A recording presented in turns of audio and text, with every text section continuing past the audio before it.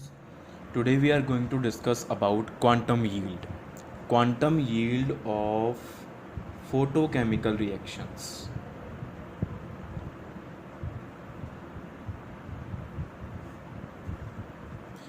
तो बेटा quantum yield की चीज़ ਹੁੰਦੀ ਆ ਇਹ ਚੀਜ਼ ਡਿਸਕਸ ਕਰਨ ਤੋਂ ਪਹਿਲਾਂ ਆਪਾਂ ਥੋੜਾ ਜਿਹਾ ਰਿਵਾਈਜ਼ ਕਰ ਲਈਏ।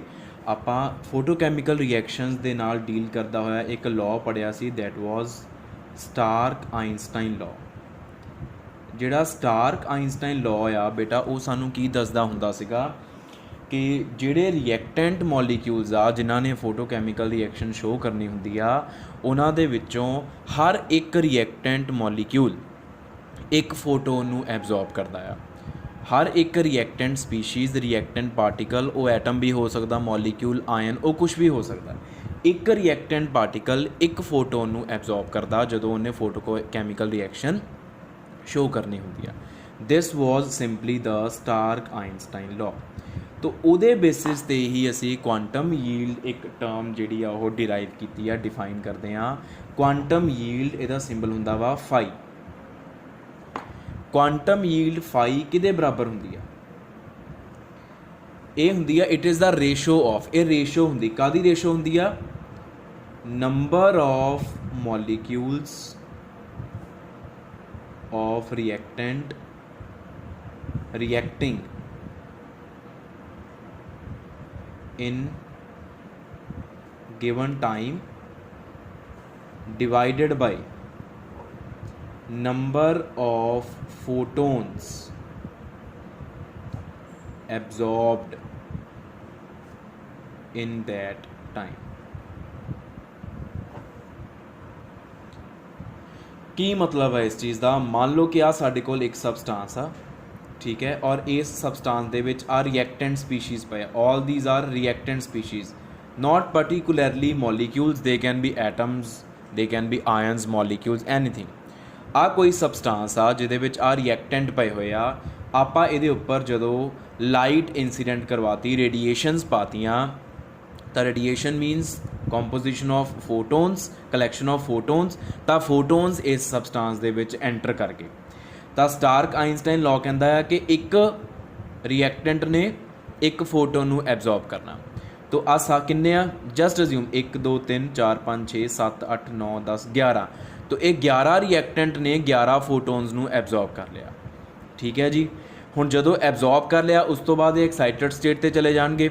ਤਾਂ ਐਕਸਾਈਟਡ ਸਟੇਟ 'ਤੇ ਜਾਣ ਤੋਂ ਬਾਅਦ ਇਹਨਾਂ ਨੇ ਆਪਣੀ ਫੋਟੋਕੈਮੀਕਲ ਰਿਐਕਸ਼ਨ ਸ਼ੁਰੂ ਕਰਨੀ ਆ। ਇਹਨਾਂ ਦੇ ਵਿੱਚ ਐਕਸਾਈਟਡ ਹੋਣ ਤੋਂ ਬਾਅਦ ਕੈਮੀਕਲ ਚੇਂਜ ਆਉਣਾ ਵਾ। ਲੇਕਿਨ ਆਪਾਂ ਇਹ ਵੀ ਪੜ੍ਹਿਆ ਕਿ ਐਕਸਾਈਟਡ ਮੋਲੀਕਿਊਲ ਜ਼ਰੂਰੀ ਨਿਗਾ ਕਿ ਉਹਦੇ 'ਚ ਕੈਮੀਕਲ ਚੇਂਜ ਆਵੇ ਹੀ ਆਵੇ।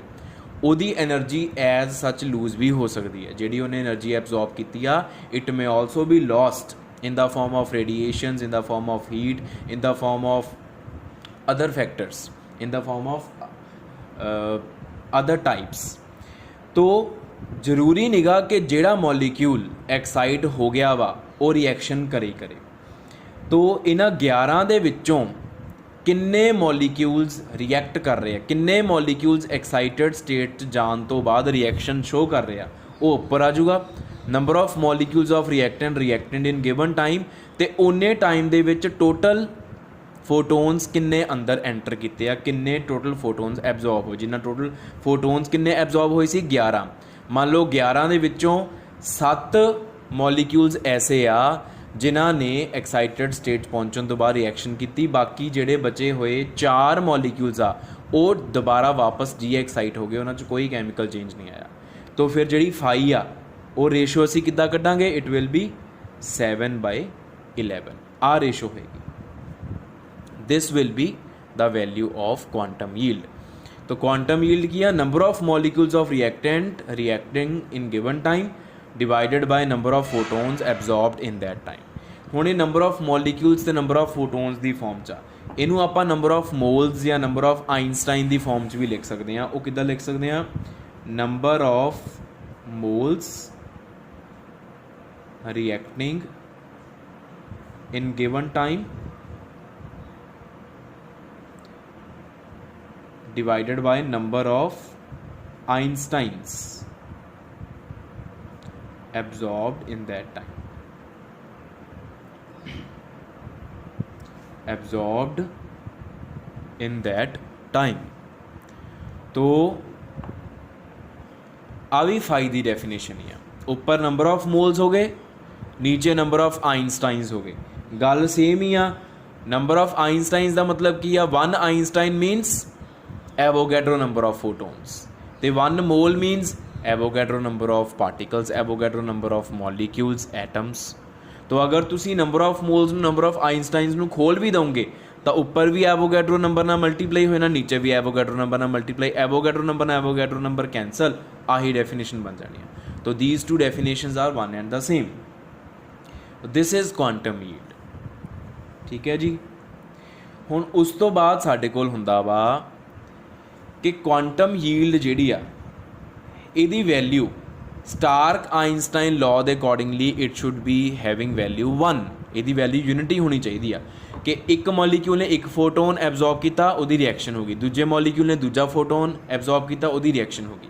Each reactant absorbs 1 photon, 10 reactants absorb 10 photons, 15 reactants absorb 15 photons. तो फाई की वैल्यू हमेशा 1 आनी चाहिए according to Stark Einstein law, but phi is not always 1।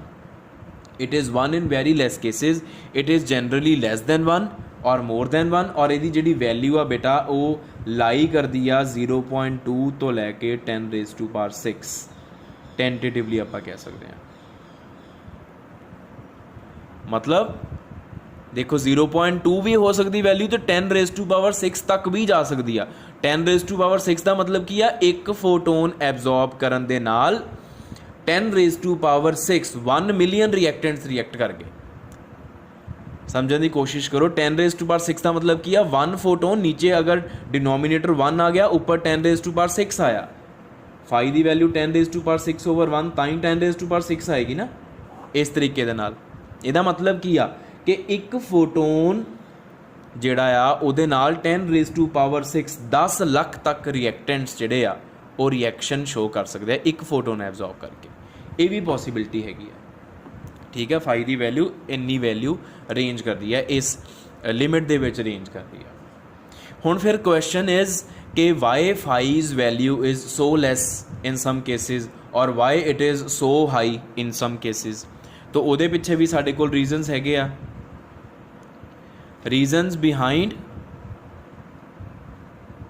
Low quantum yield, low phi value,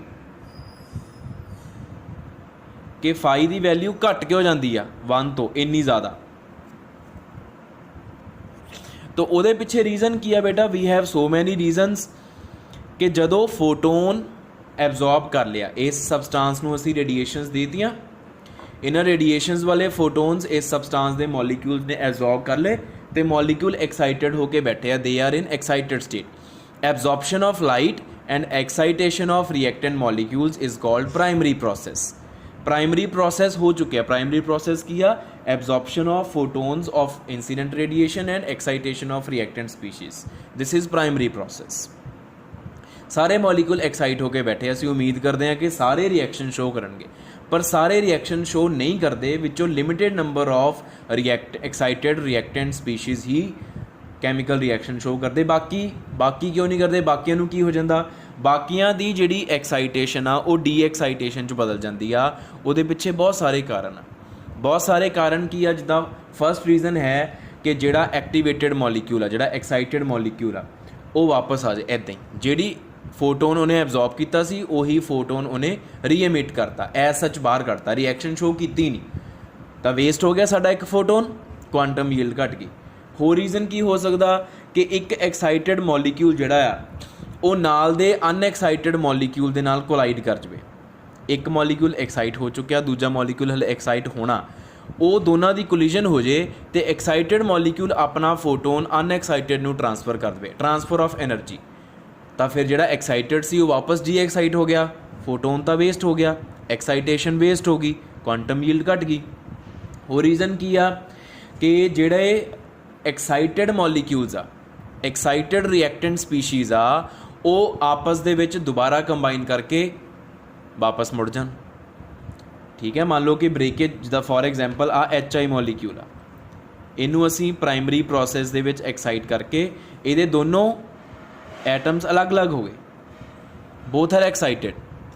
हुण उम्मीद की करते सीगे कि एच फरदर एच ना कंबाइन करे, आई फरदर आई ना कंबाइन करे तो H2 एंड I2 बन जाए, पर हो सकता वा कि एच तो आई आपस दोबारा कंबाइन करके वापस रिएक्टेंट बन जाए, फिर रिएक्शन तो फिर नहीं हुई, रिएक्शन कंप्लीट ही नहीं हुई, फोटोन वेस्ट हो गया। होर की हो सकता कि जिहड़े एक्साइटेड मॉलीक्यूल्स आ वो रिएक्शन शो करन दी बजाय लाइट एमिट करके अपना फोटोन वेस्ट कर लैन, उन्हां दे विचों लाइट निकलनी शुरू हो जाए, जे लाइट निकलूगी एनर्जी एमिट होगी तो वो वापस डी एक्साइट हो जाएंगे तो फोटोन फिर वेस्ट हो गया साडा। होर की हो सकता वा कि जिहड़ा प्राइमरी प्रोसैस आ, प्राइमरी प्रोसैस मीनस आ primary process, this is primary process, इस मॉलीक्यूल नूं एक्साइट करना इज़ प्राइमरी प्रोसैस, ये रिवर्सीबल होवे। रिवर्सीबल होने का मतलब जिहड़े आह बने आ एक्साइटेड स्पीशीज़ ये वापस normal D excited molecule they which convert हो जान ते फोटोन एमिट कर देन, फोटोन फिर वेस्ट हो गया, साडा रिएक्शन तो फिर नहीं हुई। तो ये सारे जिहड़े पॉइंट्स मैं दस्से आ ये रीजनस आ लो फाई वैल्यू दे पिछे कि फोटोन तो एब्जॉर्ब हुंदे आ पर वो वेस्ट हो जाते, रिएक्शन नहीं हो पाती। फिर आ साडे कोल आ जांदे आ reasons for high quantum yield.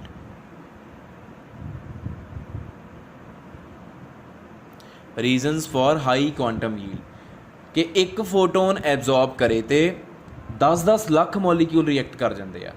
उहदे पिछे कारण की आ, उहदे पिछे कारण बेटा यह आ कि मान लो एक मॉलीक्यूल आ ए, ठीक है जी, इन्हें जदों फोटोन एब्जॉर्ब किया तो ये एक्साइट हो गया, तो दिस एक्साइटेड स्पीशीज़ जिहड़ी है, दिस एक्साइटेड मॉलीक्यूल या particle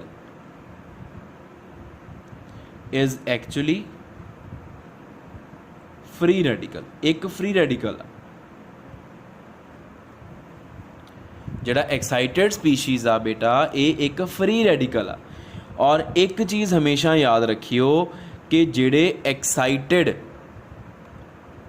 particles free radical they which convert हो जाते आ, तो फ्री रेडिकल की बेटा खासियत ये हुंदी आ, याद रखियो कि फ्री रेडिकल ने अपने नाल दे सारे स्पीशीज़ नूं फ्री रेडिकल च कन्वर्ट कर देना हुंदा अपने आप। ये तुसी फ्री रेडिकल्स दियां रिएक्शनस भी पढ़ते हैं कि फ्री रेडिकल्स जिहड़े आ they can cause the formation of more and more number of free radicals by themselves. उन्होंने किसी एक्साइटेशन की लोड़ नहीं, किसी फोटोन की लोड़ नहीं, वो चेन शुरू कर देंगे आ फ्री रेडिकल्स की, चेन रिएक्शन शुरू हो जाती है। तो जदों बेटा चेन रिएक्शन शुरू हो जाती तो रिएक्शन नूं कंट्रोल करना बहुत औखा वा। तो एक फोटोन ने एक मॉलीक्यूल नूं एक रिएक्टेंट नूं एक्साइट करके फ्री रेडिकल च कन्वर्ट किया, तो एक फ्री रेडिकल ने अगों पता नहीं किन्ने फ्री रेडिकल्स जनरेट करते। तो जदों फ्री रेडिकल्स अपने आप जनरेट हो जा रहा तो फरदर फोटोन की एब्जॉर्प्शन की लोड़ ही नहीं, तो एक फोटोन की एब्जॉर्प्शन ने पता नहीं किन्ने रिएक्टेंट मॉलीक्यूल्स नूं रिएक्शन करन ते मजबूर करता due to formation of free radicals. And in such case the quantum yield value is very very high, it can even touch the value 10 lakh, 10⁻⁶ तक भी पहुँच सकती है। तो these are the reasons behind low phi value and high phi value. So this is about quantum yield. In next lecture we will discuss how we can measure the quantum yield of any photochemical reaction. So till then you study this, and for any problem you can contact me anytime. Thank you.